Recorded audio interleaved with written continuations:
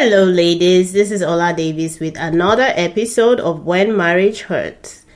So this is episode number 88, and on this episode, I want to talk about why godly men do abuse their wives in marriage. I know that sounds like a contradiction, but some of you have probably had these questions where you're married to this Christian man, is godly in every sense of the word, except for when it comes to your marriage. And that can be very, very confusing. So that's what this episode is going to be about. Don't go nowhere, and I will be right back after this.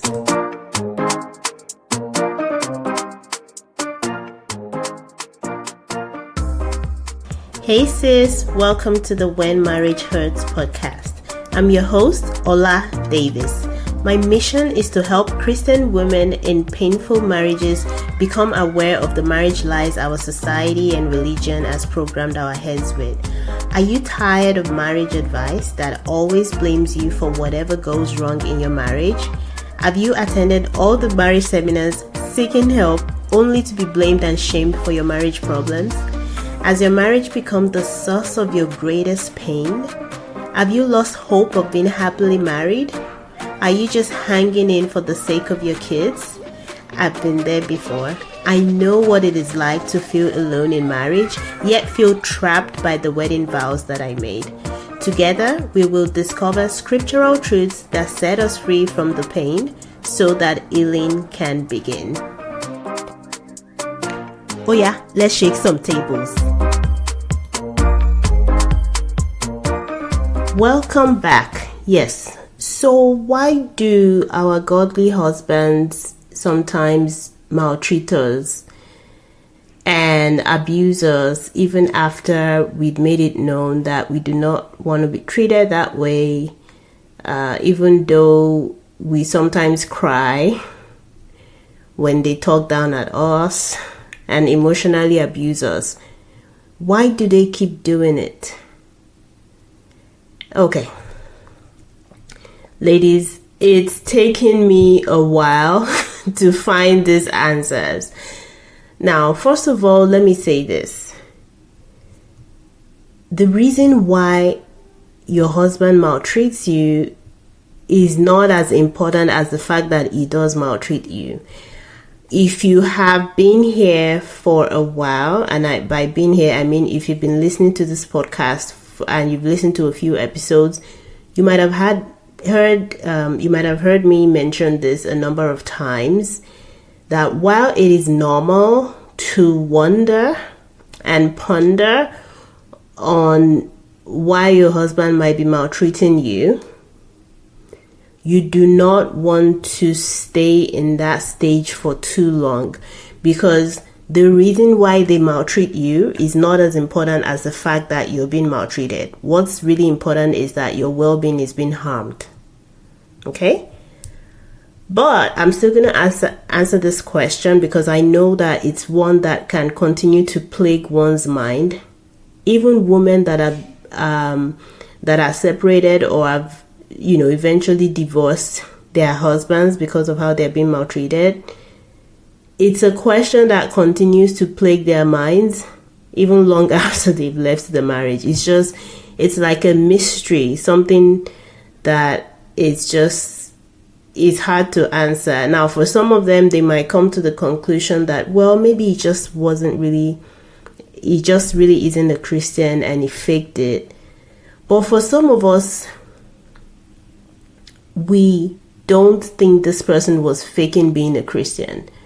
We have seen things that convinces us that this person is really a Christian and in many ways a godly man.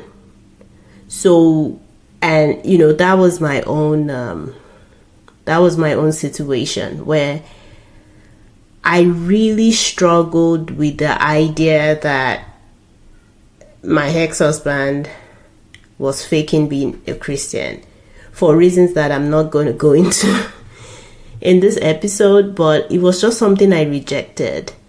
I'm like, no, I don't. I really think this guy has a relationship with God. I don't think he's faking all of this. But it still didn't answer the reason why he treated me so badly, while treating every single human being so well. But ladies, the reason I'm laughing is what you're going to be hearing on this episode is going to sound so outrageous to you, but I'm going to implore you to please stick with me. And if there is anything that makes your brain do a somersault or makes you feel like that can't be true, I encourage you to go back to scriptures to fact check what I'm going to tell you on this episode. Now, I'm not sure how to break this lightly, and if I could hold your hands while I say this, I would. So let's just pretend I'm holding your hands, right? So I'm just going to break it to you slowly. Okay, so here's the thing. Just because a man is a good Christian or a godly man does not mean he makes a good husband. I'll say that a little differently. Just because a man is godly does not mean he will not be an abusive husband. I know that probably goes against everything you've been taught in church about godly men and the kind of husbands they make. But I'm telling you this stuff not just from experience, I'm also telling you this from the scriptures itself.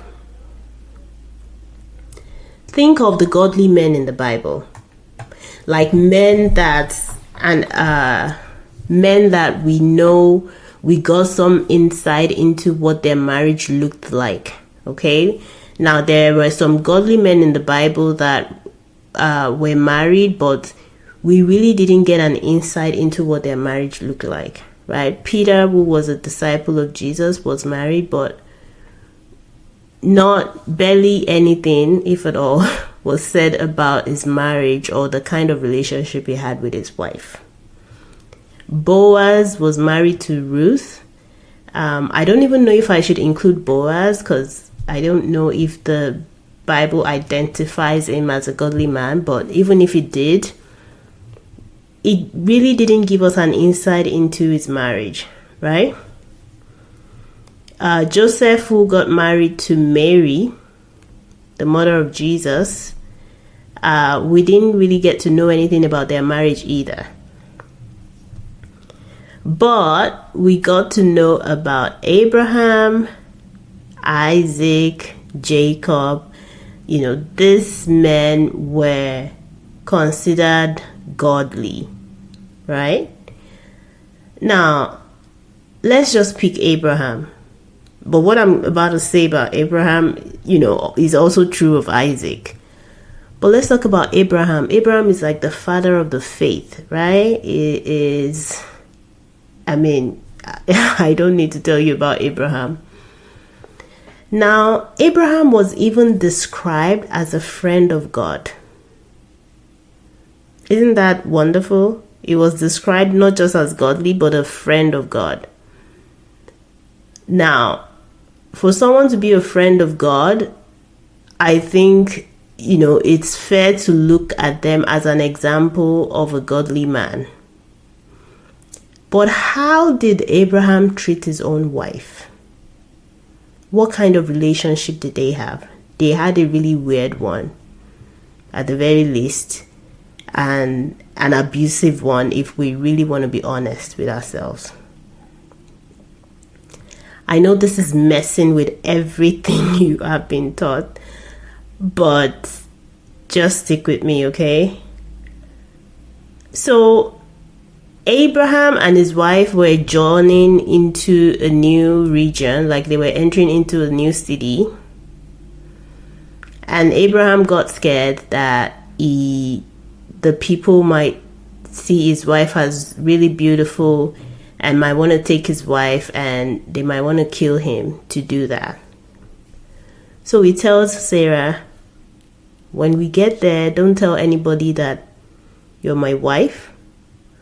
We're just going to tell them that we're brother and sister, so that they do not kill me. And they, Sarah went along with this. That's what we're taught. But that's a story for another day. It wasn't so much that Sarah went with it. Sarah did not have a choice. She didn't have a choice. Okay, this was not 2024 where women had certain rights. No.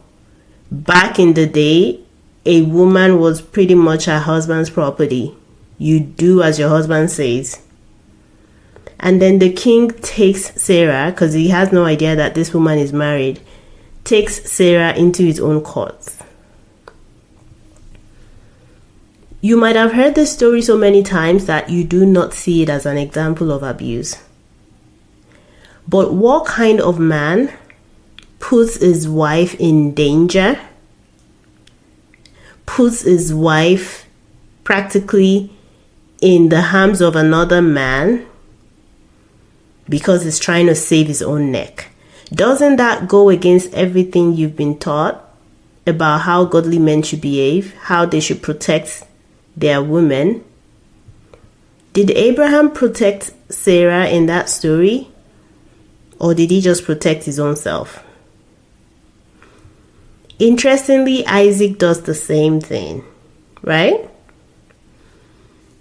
I'm not going to narrate Isaac's story about how he also pimped out his wife. Essentially, sexual trafficking of some sorts. That's what we call it today in the modern world, sexual trafficking. But when we read the stories in the Bible, we don't think of it as such because it's not taught to us as such. But it is what it is. Okay.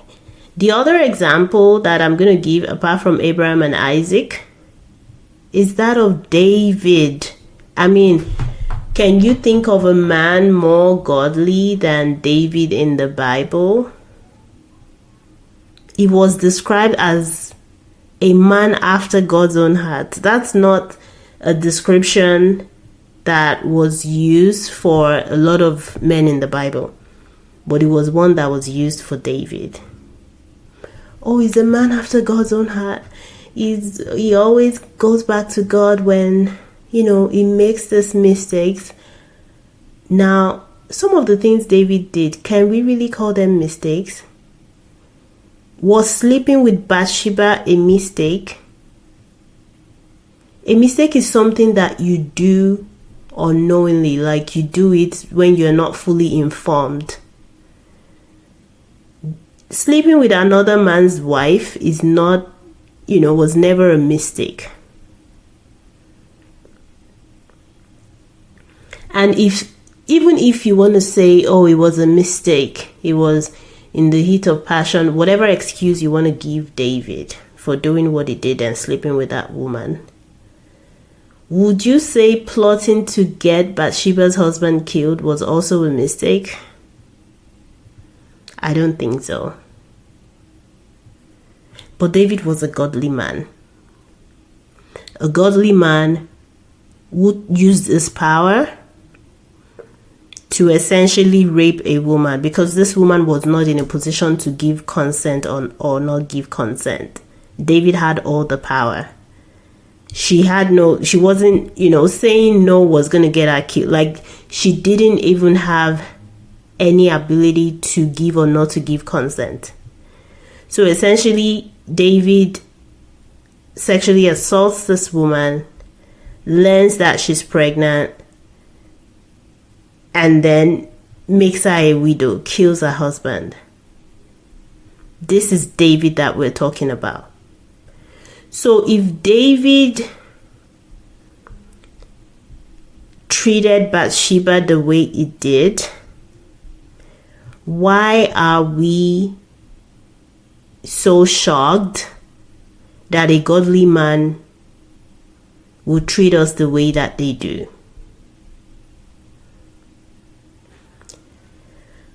Ladies, I'm going to hold your hands again when I say this.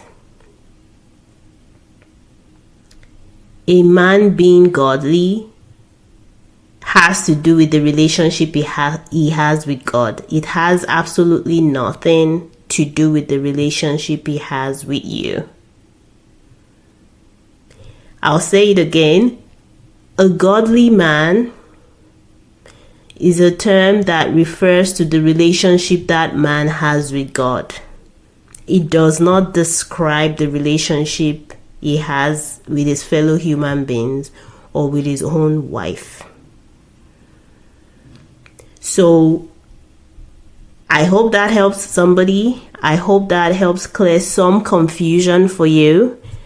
I know for those of us that have been taught differently, I know this is it's a difficult message to embrace, really. But just look in the scriptures at this godly man and how they treated women, and tell me that doesn't show you something there. I'd like to know what you ladies think about this episode. Not just a review. I mean, you would have to leave it in form of a review, but I really want to get some feedback. You can email me at oladavis360@gmail.com. You can find that email address in the show notes. I really want to hear from you about what you think about this episode. If you think it's just a bunch of baloney, I would like to hear that. If you think it was really insightful and eye-opening, I would love to hear that as well. And if you have questions, I would love to hear it. I don't usually ask for this kind of feedback on every episode, but I think this episode is one that merits that. So please let me know what you think. And I hope you have a wonderful month of September. I hope that you have a less stressful September if you had a stressful summer. And I want you to know that you're deeply loved. And I will see you on the next episode of When Marriage Hurts. Have a wonderful week ahead. Bye. Has this podcast blessed you? If yes, please head over to Apple Podcasts, When Marriage Hurts, and leave a written review for the show. It would be such a blessing to me to know that this show has impacted you in some ways. Also, share this podcast with a friend. Let's spread the word. Lastly, if you would like to be a part of a community of like-minded women of faith who are on a journey to living the best life God has for them despite their marriage challenges, join our Facebook group, When Marriage Hurts. Until next time, remember these words of Jesus. Come to me, all of you who are weary and carry heavy burdens, and I will give you rest.